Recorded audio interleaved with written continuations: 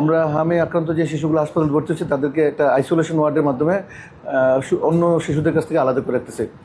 চাঁদপুরে হাম আক্রান্ত শিশু রোগীর সংখ্যা আশঙ্কাজনক হারে বাড়ছে। জেলা সদর হাসপাতাল সহ বিভিন্ন স্বাস্থ্য কেন্দ্রে শিশুদের ভর্তি বেড়ে হাসপাতালের অবকাঠামো ও সেবায় চাপ সৃষ্টি হয়েছে।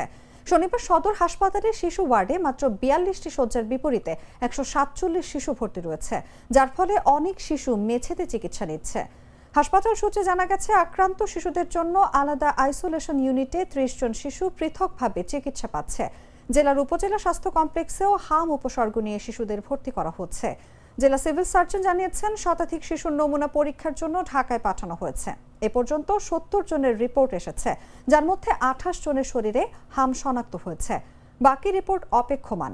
সদর হাসপাতালের তত্ত্বাবধায়ক ডক্টর AK মাহবুবুর রহমান বলেন, পর্যাপ্ত ওষুধ ও নার্স থাকা সত্ত্বেও হাসপাতাল ওয়ার্ডে চাপ আছে।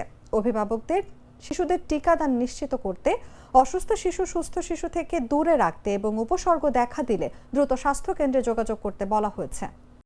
চাঁদপুরে হামের সংক্রমণ কিছুটা বৃদ্ধি পেয়েছে। আমরা হামে আক্রান্ত যে শিশুগুলো হাসপাতালে ভর্তি হচ্ছে তাদেরকে একটা আইসোলেশন ওয়ার্ডের মাধ্যমে অন্য শিশুদের কাছ থেকে আলাদা করে রাখতেছে। আমরা সেখানে যে পর্যাপ্ত ওষুধ এবং আমাদের যে সেবাকর্মী বা নার্স এদের সংখ্যা বৃদ্ধি করেছি, যাতে এরা পরিপূর্ণ সেবা পায়। 200-র বেশি সার্ভিস ও ফিচারে লেনদেনের সব বিকাশ অ্যাপে সম্ভব।